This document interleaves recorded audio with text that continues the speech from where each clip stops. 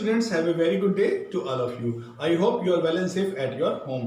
जी हाँ प्यारे बच्चों, आप घर पे ठीक ठाक होंगे, खुश होंगे, छुट्टियां हैं और अपना डेली जो है होमवर्क पूरा कर रहे होंगे। आज मैं आपके सामने आया हूँ रिवीजन कराने के लिए चैप्टर 3 की। इस चैप्टर का नाम है अकाउंटिंग प्रिंसिपल। आज हम पढ़ने वाले हैं रिवीजन ऑफ अकाउंटिंग प्रिंसिपल के चैप्टर को। जी हाँ, इसके अंदर रिवीजन कब कराई जाती है बच्चों? रिवीजन तब कराई जाती है जब एक चैप्टर पूरी तरह से कंप्लीट हो जाता है। हाँ जी, रिवीजन इसलिए भी कराई जाती है ताकि इस चैप्टर में जो हमारे बच्चों के डाउट रह गए हैं उन्हें आसानी से क्लियर किया जा सके। तो रिवीजन का वीडियो देखना ना भूलें बेटा। आज हम जो करने वाले हैं इसमें 17 क्वेश्चंस हैं, इन्हें आप ध्यान से सुने और फिर नोटबुक में नोट कर लें ताकि जब आपका टेस्ट हो तब ये आपको हेल्पफुल हो सके। पहला क्वेश्चन है, give 2 characteristics of accounting principle. Accounting principle की 2 विशेषताएं कौन सी हैं? अकाउंटिंग प्रिंसिपल की 2 विशेषताएं मैं आपको बताता हूं। पहली विशेषता है these are man made principle. जी हाँ, ये आदमी के द्वारा बनाए गए प्रिंसिपल हैं। आदमी ने वर्षों के एक्सपीरियंस के बाद जो अकाउंटिंग में नॉलेज प्राप्त करी उस नॉलेज पर बनाए गए मैन मेड प्रिंसिपल हैं। Number 2, these are flexible in nature. ये नेचर के अकॉर्डिंग फ्लेक्सिबल हैं। समय के बीतने के साथ साथ जैसी परिस्थितियां फ्यूचर में जनरेट होती हैं उसके हिसाब से इनमें फ्लेक्सिबल का गुण है, अर्थात इन्हें चेंज किया जा सकता है। What is business entity concept? Business entity concept क्या है? बिजनेस एंटिटी कंसेप्ट वो कंसेप्ट है जिसमें हम एक बिजनेस को उसके ऑनर से सेपरेट कर देते हैं, डिस्टिंक्ट कर देते हैं। जी हाँ, एक बिजनेस एंटरप्राइज चाहे सोल प्रोप्राइटरशिप है, चाहे पार्टनरशिप है, चाहे कंपनी है, उसका अस्तित्व उसके ऑनर से बिल्कुल अलग कर देते हैं। ऐसा कंसेप्ट बिजनेस एंटिटी कंसेप्ट कहलाता है। इसमें हम ये मानते हैं कि उस एक बिजनेस एंटरप्राइजेस की अलग से एग्जिस्टेंस है, हाँ, उसके ऑनर से सेपरेट एग्जिस्टेंस और अलग एग्जिस्टेंस है, ये मानकर हम लोग इस एंटिटी कंसेप्ट को पढ़ते हैं। तीसरा हम पढ़ने वाले हैं what is money measure concept. Money measure concept एक ऐसा कंसेप्ट है जहां बिजनेस में जितने भी मॉनेटरी फाइनेंशियल करेक्टर के ट्रांजैक्शंस होते हैं उनको आसानी से रिकॉर्ड किया जा सकता है। ये एक ऐसा प्रिंसिपल है जिसकी जो हमें ये बताता है कि अकाउंटिंग में जो इवेंट्स हुए हैं, अकाउंटिंग में जो ट्रांजैक्शंस हुए हैं, जितने भी फाइनेंशियल ट्रांजैक्शंस हुए हैं जिन्हें मनी टर्म्स में व्यक्त कर सकते हैं, उनका रिकॉर्ड आसानी से बनाया जा सकता है। ये मनी मेजर प्रिंसिपल कंसेप्ट बताता है। अगला क्वेश्चन है what is going concern concept. मेरे बच्चों, going concern concept test point of view से बहुत ज्यादा इंपॉर्टेंट है, एग्जाम पॉइंट ऑफ व्यू से बहुत ज्यादा इंपॉर्टेंट है। क्या होता है? गोइंग कंसर्न कंसेप्ट हमें यह बताता है कि बिजनेस आज जो हमने स्टार्ट किया है वो चलता रहेगा। गोइंग कंसर्न का मतलब है चलते रहना। जी हाँ, वो बिजनेस आगे फ्यूचर में चलता रहेगा। हो सकता है कि मेरे पिताजी ने जो बिजनेस को स्टार्ट किया हो वो बिजनेस मैं आगे चलाऊं, आगे मेरे बच्चे उस बिजनेस को चलाएं। तो बिजनेस को इस तरह मानकर फेयर अकाउंट्स बनाए जाते हैं कि बिजनेस के चलते रहने की अवधारणा है। फ्यूचर में इसका एक्सपेंशन भी हो सकता है या फ्यूचर में इसे थोड़ा सा रिड्यूस करना भी पड़ सकता है। तो इस तरह से बिजनेस चलती रहने वाली गाड़ी का नाम है। जो बिजनेस गोइंग कंसर्न के अनुसार बिजनेस लगातार चलते रहता है, इसीलिए इसके अकाउंट्स फेयर रूप से बनने चाहिए। अगला क्वेश्चन है what is accounting period concept. Accounting period concept का क्या मतलब है? बच्चों ध्यान से समझना, अकाउंटिंग पीरियड है क्या?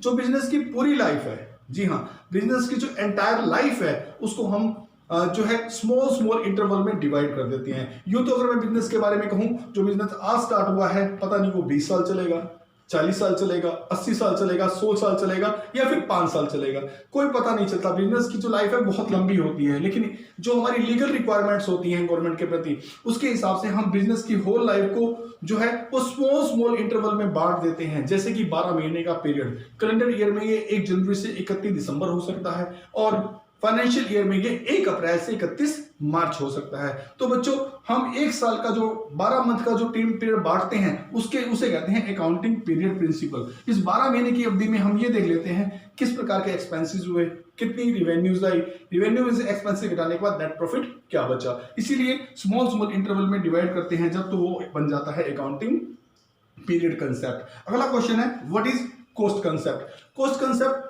बेहद इंपॉर्टेंट है। ये इंपॉर्टेंट क्यों है? क्योंकि एसेट की जो वैल्यू है वो जिस मूल्य पर खरीदी गई थी उसी मूल्य पर, उसी वैल्यू पर जो है उन्हें बुक वैल्यू पर बुक्स ऑफ अकाउंट्स में ऐड कर लिया जाता है। जो कॉस्ट प्रिंसिपल है ये एसेट की रिकॉर्डिंग के लिए होता है, क्योंकि एसेट्स जैसे पास्ट में किसी एसेट को हमने 5 लाख का खरीदा था तो बुक में 5 लाख का ही चलेगी, उस पर आईएसआर डेप्रिसिएशन लगता चला जाएगा उस बुक वैल्यू पर। अगर सपोज कीजिए अगर उस एसेट की वैल्यू बढ़ती है तो भी हम उसे रिकॉर्ड नहीं कर सकते। इस कंसेप्ट के अनुसार एसेट्स में जो भी खरीदारी एसेट्स की होती है, जो उनका इक्वेशंस होता है उसमें से डेप्रिसिएशन लेस करके ही हम उसको रिकॉर्ड कर सकते हैं। जी हाँ, एक्विजिशन का मतलब है एसेट जितने में अर्जित की गई थी उसमें से उसका डेप्रिसिएशन घटाकर आए साल हम वो लिखते चले जाते हैं, बुक्स ऑफ अकाउंट्स में उसके बैलेंस लिखते चले जाते हैं।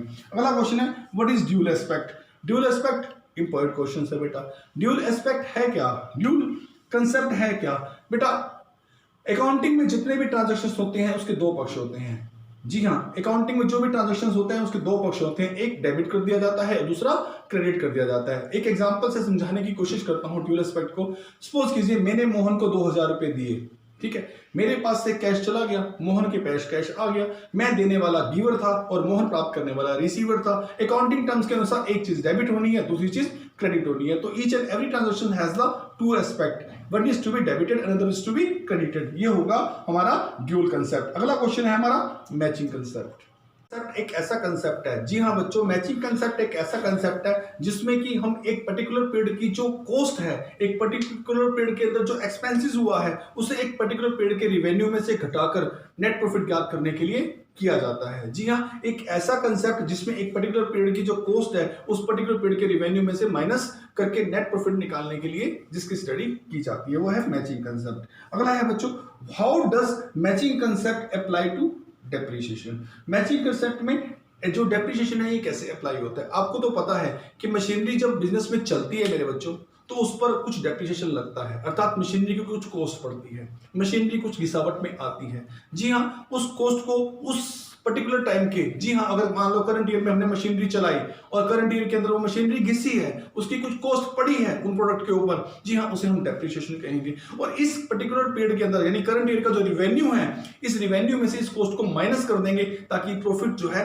वो नेट प्रॉफिट जो है वो सही से ही इवेल्युएट किया जा सके। इस तरह डेप्रिसिएशन जो कि एक प्रकार की एसेट की कॉस्ट है, उस कॉस्ट को उस टाइम के करंट ईयर के रिवेन्यू में से माइनस करके नेट प्रॉफिट निकाला जाता है। डेप्रिसिएशन अर्थात इन्वॉल्व होता है मैचिंग कंसेप्ट के। नेक्स्ट क्वेश्चन है what is accrual concept. Accrual concept क्या होता है बच्चों? एक्रूअल कंसेप्ट एक ऐसा कंसेप्ट होता है बेटा जिसमें जो ट्रांजैक्शन जब हुआ है वो सेम टाइम पे रिकॉर्ड हो जाना चाहिए। हाँ, भले ही उसके संबंध में ट्रांजैक्शन के संबंध में कैश आया है या नहीं आया है। जी हाँ बच्चों, एक एग्जांपल से समझाता हूं। अगर हम कुछ गुड्स को सेल करते हैं या किसी सर्विस को रेंडर करते हैं तो इसके बदले में कैश का इंतजार नहीं करना, जब ये ट्रांजैक्शन हुए सेम टाइम पे रिकॉर्ड हो जाने चाहिए।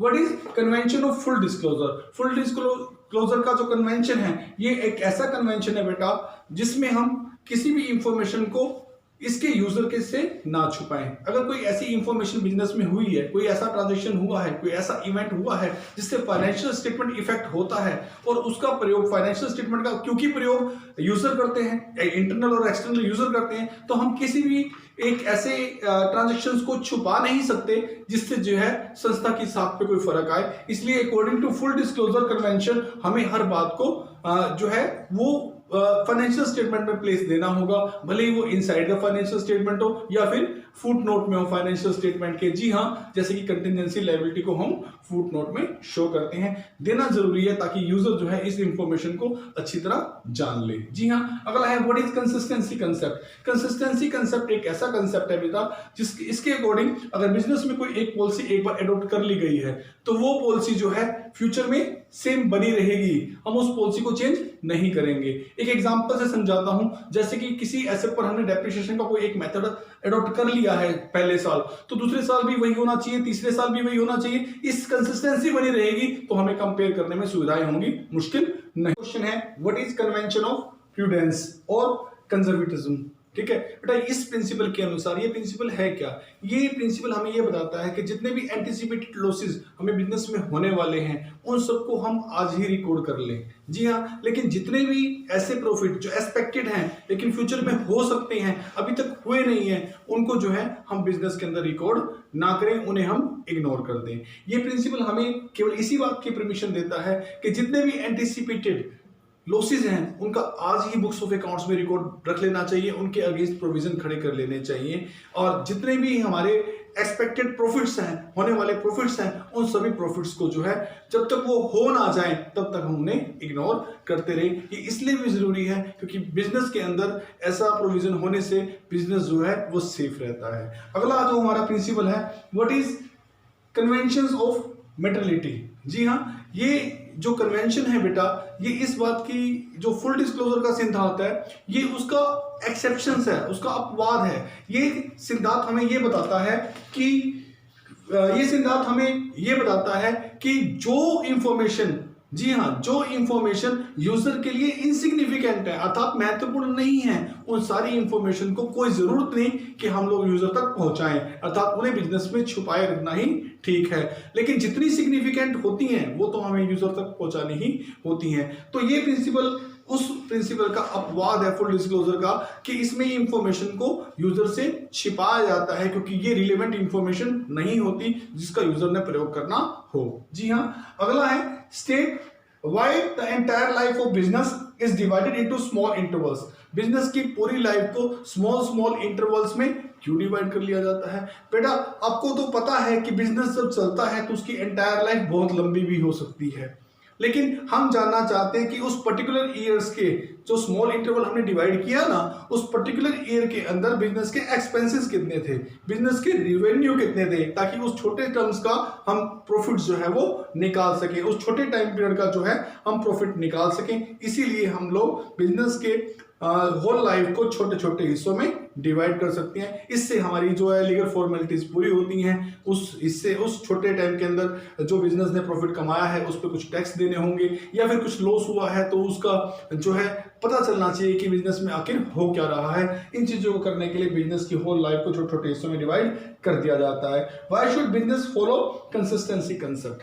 बिजनेस कंसिस्टेंसी कंसेप्ट को क्यों फॉलो करता है? बेटा अगर बिजनेस में हम चाहते हैं कि ईयर टू ईयर हम कंपैरिजन कर सकें, या फिर सेम तरह की पॉलिसी अपनाने वाली फर्मों के अंदर कंपैरिजन ईयर टू ईयर किया जा सके, तो हमें कंसिस्टेंसी का लॉ अपनाना होगा, तभी कंपैरिजन पॉसिबल है, अदरवाइज कंपैरिजन कर नहीं पाएंगे। एक लास्ट क्वेश्चन है बच्चों जो रह गया बीच में, वो है state one limitation of historical cost. Historical cost की लिमिटेशंस क्या है? बेटा हिस्टोरिकल कॉस्ट की लिमिटेशन ये है कि जब हम हिस्टोरिकल कॉस्ट यानी कि एसेट्स पे जब हम डेप्रिसिएशन काटने लगते हैं ना बेटा, तो वो डेप्रिसिएशन उस ईयर के प्रॉफिट, करंट ईयर के प्रॉफिट को कम कर देता है। जी हाँ, वो डेप्रिसिएशन करंट ईयर के प्रॉफिट को कम कर देता है, डिसऑर्टेड कर देता है, क्योंकि करंट ईयर में जब इन्फ्लेशन होता है उस इन्फ्लेशन के दर में डेप्रिसिएशन ज्यादा घट जाता है, तो करंट ईयर का प्रॉफिट जो है वो कम हो जाता है। कि एक लिमिटेशन है हिस्टोरिकल कॉस्ट के अंदर। और प्यारे बच्चों, मैंने पूरी कोशिश की है कि आपके सभी डाउट्स जो हैं वो क्लियर हो जाएं। इसके अतिरिक्त कोई और प्रॉब्लम आपको आती है डाउट क्लियर होने के बाद भी, तो मैं आपकी हेल्प करने को तैयार हूं। You can contact me via phone.